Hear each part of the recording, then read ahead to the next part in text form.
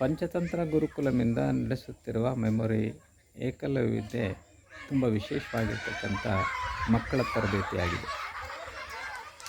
ಮಕ್ಕಳು ಇವತ್ತು ಸಾಕಷ್ಟು ಸಮಸ್ಯೆಗಳನ್ನು ತಮ್ಮ ಶೈಕ್ಷಣಿಕ ಜೀವನದಲ್ಲಿ ಫೇಸ್ ಮಾಡ್ತಾ ಇರ್ತಾರೆ.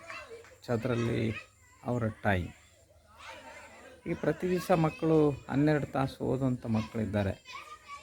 ಆ ಮಕ್ಕಳೆಲ್ಲ ಕೊನೆಗೆ ತಮ್ಮ ಅನುಭವಗಳಲ್ಲಿ ಹೇಳ್ಕೊಳ್ಳೋದೇನೆಂದರೆ, ನಾವು ಪೇರೆಂಟ್ಸ್ ಜೊತೆಗೆ ಸಮಯವನ್ನು ಕಳೀಲಿಕ್ಕಾಗಲಿಲ್ಲ, ಆಟದಲ್ಲಿ ಸಮಯವನ್ನು ಕಳೀಲಿಕ್ಕಾಗಲಿಲ್ಲ, ನಮ್ಮ ಜೀವನವನ್ನು ನಾವು ತುಂಬ ಖುಷಿಯಾಗಿ ಅನುಭವಿಸ್ಲಿಕ್ಕಾಗಲಿಲ್ಲ, ಅಥವಾ ಅವರು ಆ ರೀತಿ ಜೀವನವನ್ನು ಮಾಡಿರೋದ್ರಿಂದ ಅನೇಕ ಸಮಸ್ಯೆಗಳನ್ನು ಅವರು ಫೇಸ್ ಮಾಡ್ತಾನೇ ಇದ್ದಾರೆ.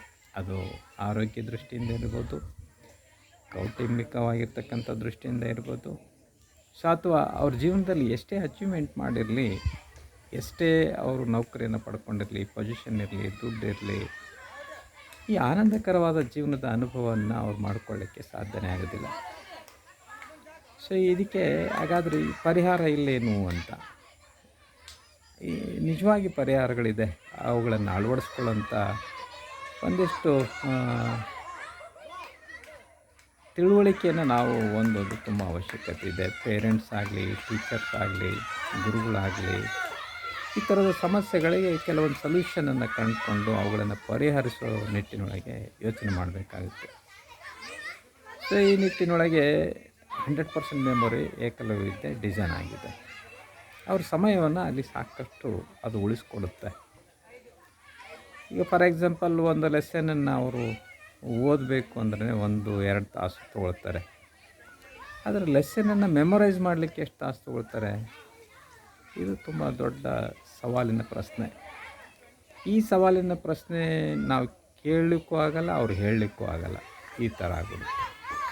ಆದರೆ ಇದನ್ನೆಲ್ಲ ಮೆಮೊರೈಸ್ ಮಾಡಲಿಕ್ಕೆ 1-1.5 ಗಂಟೆ ಸಾಕಾಗುತ್ತೆ. ಮತ್ತು ಇದನ್ನು ಒಂದು ಸಾರಿ ಮೆಮೊರೈಸ್ ಮಾಡಿಬಿಟ್ರೆ ಸಾಕಾಗ್ಬಿಡುತ್ತಾ? ಆಗೋದಿಲ್ಲ.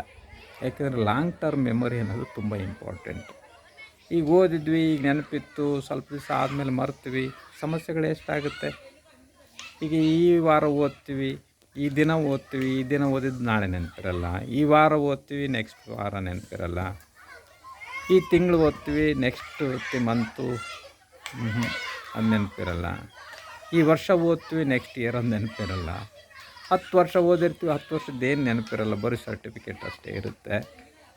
ಈ KS IAS ಓದಬೇಕಂತ ಹೋಗ್ತೀವಿ, ಆವಾಗ ಮತ್ತೆ ಎಲ್ಲ ಓದಬೇಕಾಗಿರೋಂಥ ಪರಿಸ್ಥಿತಿ ಬರುತ್ತೆ.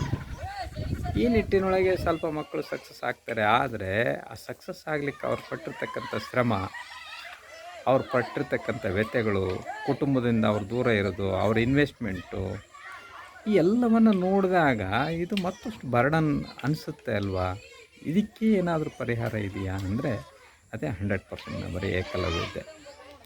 ಇಲ್ಲಿ 1-1.5 ಗಂಟೆಯಲ್ಲಿ ಮೆಮೊರೈಸ್ ಮಾಡ್ಕೊಳ್ಳೋವಂಥ ಪದ್ಧತಿ ಒಂದು. ಎರಡನೇದು ಏನು ಅಂದರೆ, ಇದನ್ನ ಲಾಂಗ್ ಟರ್ಮಲ್ಲಿ ಕೂಡ ನೆನಪಿಟ್ಕೊಳ್ಳಿಕ್ಕೆ ಸಾಧ್ಯತೆ ಇರೋಂಥ ಕೆಲವು ತಂತ್ರಗಳು. ಈವನ್ ಇಡೀ ಟೆಕ್ಸ್ಟ್ ಬುಕ್ಕನ್ನು 1-2 ನಿಮಿಷದಲ್ಲಿ ಪುನರಾವರ್ತನೆ ಮಾಡಿಕೊಳ್ಳಿಕ್ಕೆ ಸಾಧ್ಯತೆ ಇದೆ ಅನ್ನೋದೇ ಇದರ ಒಂದು ಸ್ಮಾರ್ಟ್ನೆಸ್. ಸೊ ಈ ನಿಟ್ಟಿನೊಳಗೆ ದಯವಿಟ್ಟು 100% ಮೆಮೊರಿ ಏಕಲವ್ಯ ವಿದ್ಯೆ ಏನಿದೆ ಅದು ಎಲ್ಲರಿಗೂ ತುಂಬ ಉಪಯೋಗಕಾರಿಯಾಗಿರ್ತಕ್ಕಂಥ ವಿದ್ಯೆ. ಎಲ್ಲರೂ ಕೂಡ ತಮ್ಮ ಮಕ್ಕಳು ಅದರಲ್ಲಿ ಭಾಗವಹಿಸಲಿಕ್ಕೆ ಅವಕಾಶವನ್ನು ಮಾಡಿಕೊಡಿ. ಇದು ಪ್ರತಿ ಭಾನುವಾರ, ಈ ಬೇಸಿಗೆ ಶಿಬಿರದಲ್ಲಿ ಪ್ರತಿ ಭಾನುವಾರ ಹೊಸ ಶಿಬಿರಗಳು ಪ್ರಾರಂಭ ಆಗುತ್ತೆ. ಈ ಪ್ರಾರಂಭವಾಗಿರೋಂಥ ಶಿಬಿರ ಭಾನುವಾರ ಪ್ರಾರಂಭ ಆದರೆ ಮಿನಿಮಮ್ 1 ವಾರ ಇದ್ದರೆ ಸ್ವಲ್ಪ ತಂತ್ರಗಳ ಭಾಗವನ್ನು ನಾವು ತಿಳ್ಕೊಳ್ತೀವಿ. 2 ವಾರ ಇದ್ದರೆ ಇದನ್ನು ಹೇಗೆ ಮೆಥಡಾಲಜಿ ಅಂದರೆ ಹೇಗೆ ನಾವು ಟೆಕ್ಸ್ಟ್ ಬುಕ್ಕಲ್ಲಿರ್ತಕ್ಕಂಥ ಲೆಸನ್ನಿಗೆ ಅಪ್ಲೈ ಮಾಡಲಿಕ್ಕೆ ಸಾಧ್ಯತೆ ಇದೆ ಅನ್ನೋದನ್ನು ತಿಳ್ಕೊಳ್ತೀವಿ. ಇನ್ನು 3ನೇ ವಾರ 4ನೇ ವಾರ ಅನ್ನೋದು ತುಂಬ ಈಸಿ ಮೆಥಡು. ಅದು ಏನಂದರೆ ಬರೀ ಈಗ ಆಲ್ರೆಡಿ ತಿಳ್ಕೊಂಡಿರ್ತಕ್ಕಂಥದ್ದನ್ನು ಒಂದೊಂದು ಸಬ್ಜೆಕ್ಟ್ಗೆ ಅಪ್ಲೈ ಮಾಡ್ಕೊತ ಹೋಗೋದು. ಇದನ್ನು ಮಾಡ್ತಾ ಮಾಡ್ತಾ ಮಾಡ್ತಾ ಎಷ್ಟು ಸ್ಮಾರ್ಟ್ ಇರುತ್ತಂದರೆ, ಎಲ್ಲ ಮಕ್ಕಳು ಯೂಶುವಲ್ ಸ್ಟಡಿಯಲ್ಲಿ ಓದ್ತಾ ಓದ್ತಾ ಓದ್ತಾ ರಶ್ ಆಗಿ ಹೋಗ್ತಾ ಇದ್ದರೆ, ಇಲ್ಲಿ ಇದನ್ನು ಮಾಡ್ತಾ ಮಾಡ್ತಾ ಮಾಡ್ತಾ ಈ ಎಫರ್ಟ್ಲೆಸ್ಸಲ್ಲಿ ಹೋಗ್ಬಿಡ್ತಾರೆ. ಅಂದರೆ ಟೈಮೇ ಬೇಕಾಗಿಲ್ಲ, ಅಷ್ಟು ಟೈಮ್ ಸೇವ್ ಆಗಲಿಕ್ಕೆ ಶುರುವಾಗುತ್ತೆ. ಆವಾಗ ಏನು ಮಾಡ್ಬೋದು? ಹಂಗಾದರೆ ಇಷ್ಟು ಸಮಯದಲ್ಲಿ ಇದು ಟೆಕ್ಸ್ಟ್ ಬುಕ್ ಮುಗಿಯೋದಾದರೆ ಮಕ್ಕಳು ಬೇರೆ ವಿದ್ಯೆಗಳಲ್ಲಿ ಅವ್ರು ಎಂಜಾಯ್ ಮಾಡ್ಬೋದು. ಆಟದಲ್ಲಿ ಆಯಿತು, ಇನ್ನೂ ಬೇರೆ ಬೇರೆ ವಿಷಯಗಳನ್ನು ತಿಳ್ಕೊಳ್ಳೋದ್ರಲ್ಲಾಯಿತು, ಡ್ಯಾನ್ಸಲ್ಲಾಯಿತು, ಹಾಡೋದ್ರಲ್ಲಿ ಆಯಿತು, ಇಲ್ಲ ಯಾವುದೋ ಮಕ್ಕಳ ಸ್ವಾತಂತ್ರ್ಯ ಅದು. ನಾವು ಸಿಸ್ಟಮಿಗೆ ಸ್ವಲ್ಪ ಕಲಿಸ್ಬೇಕು. ಆದರೆ ಸಂಪೂರ್ಣವಾಗಿ ಜೀವನವನ್ನೇ ಒತ್ತಿಟ್ಟು ಇದಕ್ಕೆ ಕಲಿಯುವಂಥದ್ದು ಏನಿದೆ, ಕರೆಕ್ಟ್ ಅಲ್ಲ? ನಾವು ಇದು ಕಲ್ತಿದ್ದೇ ಜಾಬ್ ಸಿಗುತ್ತಾ, ಆ ಅವಕಾಶಗಳು ಎಷ್ಟಿದೆ, ಎಷ್ಟು ಪರ್ಸೆಂಟೇಜ್ ಇದೆ, ಸರಿ ಬಿಡು ನಾವು ಡಿಗ್ರಿವರೆಗೆ ಹೋಗಿದ್ದೀವಿ ಅಂದರೆ ಏನಾದರೂ ಒಂದು ಅದರಿಂದ ಅಪೇಕ್ಷೆ ಮಾಡೇ ಹೋಗಿರ್ತೀವಿ. ಮತ್ತು ಇಲ್ಲಾಂದರೆ ಡಿಗ್ರಿಗಾರ ಯಾಕೆ ಹೋಗಬೇಕು, ಅಷ್ಟೊಂದು ಇನ್ವೆಸ್ಟ್ಮೆಂಟ್ ಯಾಕೆ, ಅಷ್ಟು ಸಮಯ ಅದರೊಳಗೆ ಯಾಕೆ ಹಾಕಬೇಕು, ಕರೆಕ್ಟ್ ಅಲ್ವ? ಏನಾದರೂ ನಾವು ಸಮಯವನ್ನು ಕೊಟ್ಟಿದ್ದೀವಿ, ಇನ್ವೆಸ್ಟ್ಮೆಂಟ್ ಮಾಡಿದ್ದೀವಿ ಅಂದರೆ ಅದು ನಮ್ಮ ಜೀವನಕ್ಕೂ ಕೂಡ ಸಹಾಯಕವಾಗಿರಲಿ ಅಂತ. ಅದೇ ಜೀವನ ಆಗಬಾರ್ದು. ಸೊ ಹಾಗಾಗಿ 100% ಮೆಮೊರಿ ಏಕಲ್ಲವಿದೆ ಬೇರೆ ಜೀವನಗಳನ್ನು ಕೂಡ ಅನುಭವಿಸಲಿಕ್ಕೆ ಅವಕಾಶವನ್ನು ಮಾಡಿಕೊಡುತ್ತೆ. ಪ್ರತಿಯೊಬ್ಬ ವ್ಯಕ್ತಿಗೂ ಇರ್ತಕ್ಕಂಥ ಸ್ವಾತಂತ್ರ್ಯವನ್ನು ಅದು ಸ್ಫೂರ್ತಿ ಕೊಡುತ್ತೆ.